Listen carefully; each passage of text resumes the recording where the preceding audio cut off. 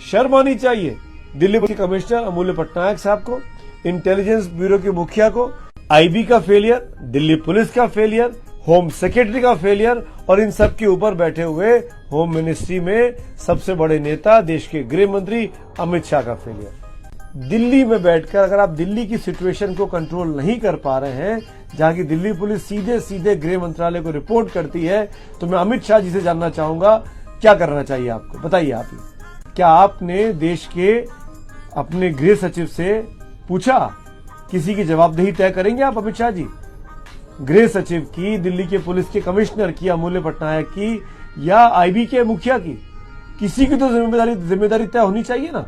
या सब ऐसे हाथ पे हाथ धरे बैठे रहेंगे और हम एक दूसरे पर ब्लेम करते रहेंगे। कभी ओवैसी कपिल मिश्रा का नाम लेगा, कभी कपिल मिश्रा ओवैसी का नाम लेगा, कभी कोई अरविंद केजरीवाल का नाम लेगा, कोई अमानतुल्लाह खान का नाम लेगा, कोई राहुल गांधी का नाम लेगा। क्या यही चलता रहेगा? भगवान के लिए हाथ जोड़कर देश के गृह मंत्री बने आप अमित शाह, अब इस देश में शांति भी तो बनाइए।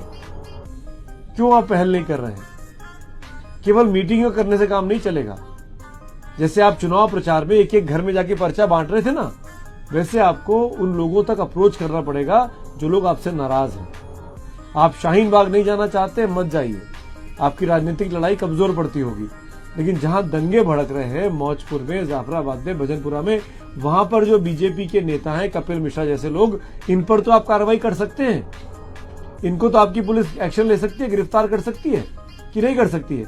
कि सिर्फ कन्हैया कुमार को गिरफ्तार करेगी या ये शर्जील इमाम को करेगी? भाई कपिल मिश्रा क्या कर रहे हैं? उन पर कार्रवाई क्यों नहीं हो रही है? अब तो गौतम गंभीर भी कह रहे हैं, कम से कम मेरी बात नहीं मान रहे, गौतम गंभीर की बात मान लीजिए आप। कि आप हिंदुस्तान के एक आम नागरिक को, वोटर को आपने सिर्फ एक वोट बैंक माना हुआ है। आपके लिए उसका कोई वजूद नहीं है, कोई अस्तित्व नहीं है। दिल्ली पुलिस को लोग बहुत गालियां दे रहे हैं, मैंने भी कहा अमूल्य पटनायक के बारे में। तो ये समझने की जरूरत है कि दिल्ली पुलिस पर माइनॉरिटी कम्युनिटी का भरोसा नहीं है, क्योंकि जो कुछ जामिया में हुआ, जो कुछ जेएनयू में हुआ, जो कुछ शाहीन बाग में हुआ, उससे दिल्ली पुलिस की भूमिका पर सवाल खड़े होते हैं, क्योंकि दिल्ली पुलिस सीधे तौर पर गृह मंत्रालय को रिपोर्ट करती है।